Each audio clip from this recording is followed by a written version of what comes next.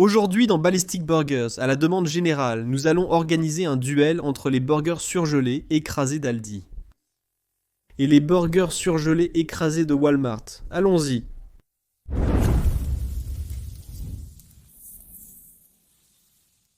Il y a quelques vidéos, j'ai fait une critique des burgers surgelés écrasés vendus chez Aldi. C'est une marque appelée Cattleman's Ranch. Et j'ai été choqué de voir à quel point la vidéo a bien marché en termes de vues, de commentaires, et j'ai même reçu des emails.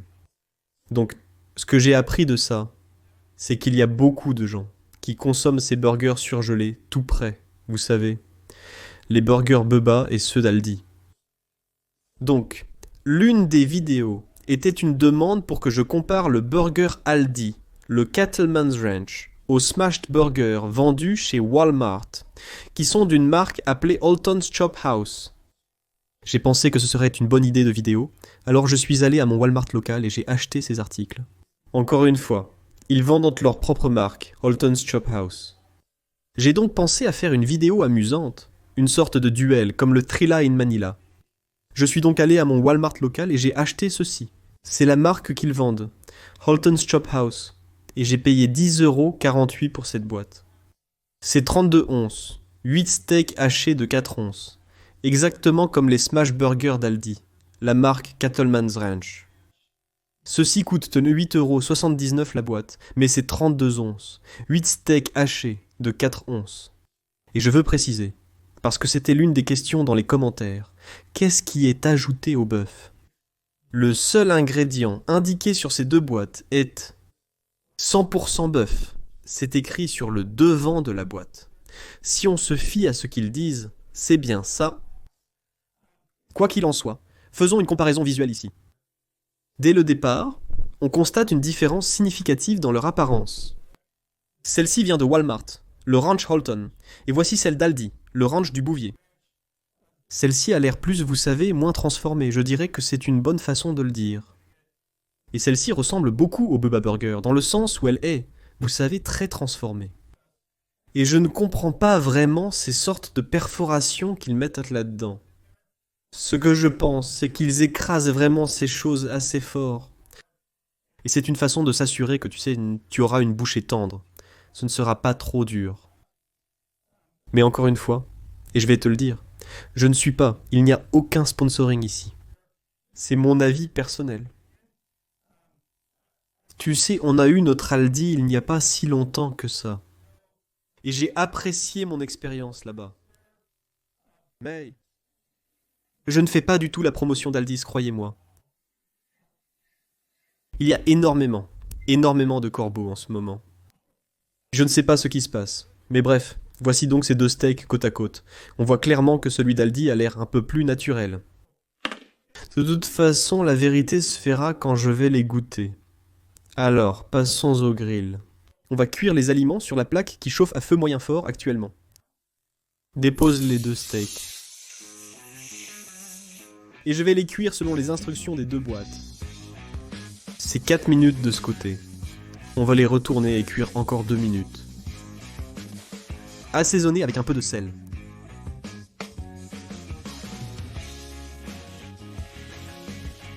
En regardant ce burger de Walmart, il a en fait l'air bien meilleur maintenant qu'il est retourné, sans toutes ces préparations. Parce que ce que j'aime, c'est qu'on peut voir les morceaux individuels de gras. Contrairement à celui d'Aldi, tout est un peu mélangé ensemble. Quelques pains briochés.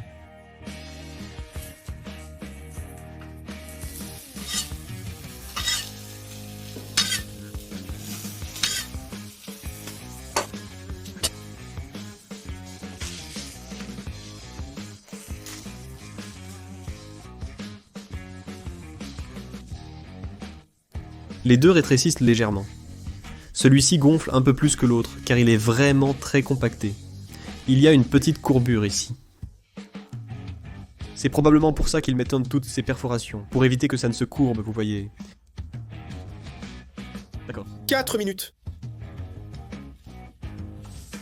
Belle croûte. Belle croûte.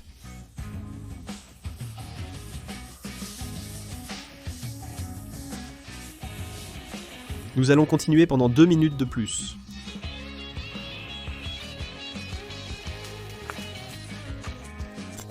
D'accord. Les pains sont un peu trop gros pour ces steaks. J'ai reçu des critiques sur la présentation du plat dans ma dernière vidéo. J'ai donc décidé de ne pas mettre de fromage cette fois-ci parce que je voulais juste goûter le bœuf. Et je vais clairement y aller beaucoup plus doucement sur la moutarde. Je vais essentiellement garnir ce burger comme McDonald's garnit son hamburger classique. Je veux dire, vraiment, vraiment simple. Je vais mettre de l'oignon très finement tranché, presque râpé.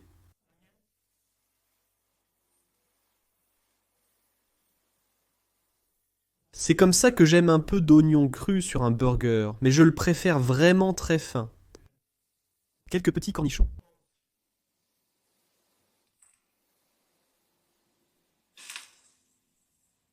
Je vais mettre un peu de moutarde.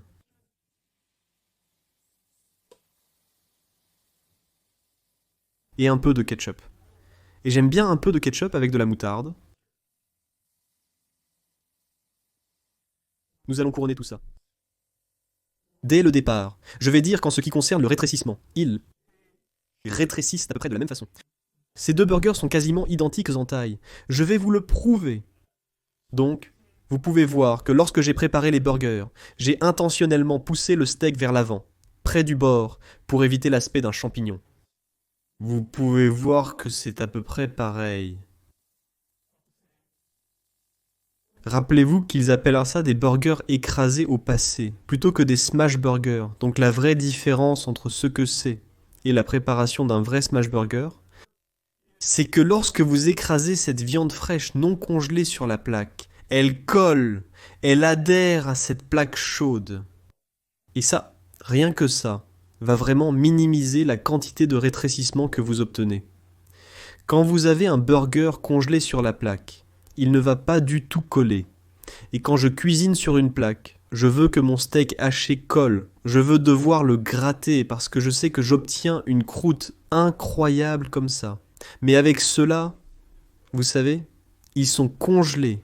Vous êtes littéralement en train de les décongeler sur la plaque. Donc ce n'est que pendant les dernières minutes qu'ils cuisent vraiment. Et il y a toute cette vapeur en dessous et tout. Ils ne vont pas coller aussi bien qu'un vrai smash burger. Voici le burger d'Aldi. J'ai déjà goûté celui-ci. Je vais maintenant essayer celui de Walmart. C'est Alton's Chop House. Ça sent bon. Et encore une fois, très basique. C'est à peu près le burger le plus simple que vous puissiez avoir en ce qui concerne la composition. C'est un peu sec. Je vais le comparer avec celui d'Aldi.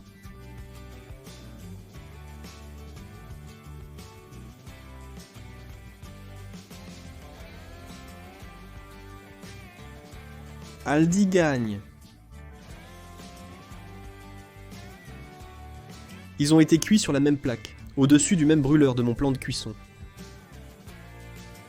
Le burger Aldi est clairement beaucoup plus juteux. Sinon, les deux ont un goût correct. Je pense vraiment que 4 minutes, comme indiqué dans les instructions, c'est un peu trop long. Je pense que je ferai 3 et 2, ou peut-être même essayer 2 et 2. Mais 3 et 2, c'est sûr, à la marque des 3 minutes, les deux burgers m'ont tradé en déjà un d'un. Beaucoup d'humidité sur le dessus, ce qui me dit que le centre est cuit. Toute cette eau est poussée vers la surface. Si je devais les recuire pour moi-même, je ferais 3 minutes au lieu de 4 pour la première cuisson. Je retournerai, puis je ferais encore 2 minutes. Je pense que 4 minutes, c'est vraiment trop long. En termes de goût, c'est un peu du kit ou double. Ça a bien une sensation plus lâche en raison des perforations. C'est juste un peu plus sec que celui d'Aldi. Mais, waouh, quoi qu'il en soit. J'apprécie les suggestions pour faire cette vidéo. Ouais, c'est intéressant pour moi parce que je sais qu'il y a beaucoup de gens maintenant qui achètent ces burgers, car je recevais beaucoup de messages de personnes. Donc oui, ça, mon conseil serait de jouer avec le temps de cuisson parce que, vous savez, Ils sont prudents par rapport aux recommandations de la Food and Drug Administration. Mais je ne pense pas qu'il soit nécessaire de cuire aussi longtemps. 4 minutes, ça me paraît vraiment long pour cuire un petit burger aussi fin, même s'il est congelé, mais ouais, ils ne sont pas mauvais. Mais je sais que, encore une fois, c'est mon avis personnel. Je préfère cela assez gros, vous savez. Les Bubba Burgers, les Bubba Burgers classiques, parce que, à mon avis, le Bubba Burger a une texture un peu dure, un peu caoutchouteuse. Mais oui, en tout cas, merci d'être passé. Et j'apprécie vos commentaires et vos emails. Si vous avez des demandes, vous pouvez soit les laisser dans les commentaires, soit m'envoyer un email. Mon adresse email est dans la boîte de description. Je vous le dis tout de suite, j'ai probablement plus de chances de le voir si vous m'envoyez un email. Donc si vous voulez vraiment me voir faire quelque chose, envoyez-moi un email. À part ça, si vous êtes nouveau sur la chaîne ou si vous n'êtes pas encore abonné, pensez à cliquer sur le bouton d'abonnement, ça aide beaucoup. Activez la cloche de notification, mettez un pouce bleu si vous avez aimé. J'espère que c'est le cas. On se retrouve dans la prochaine vidéo. Santé! Vous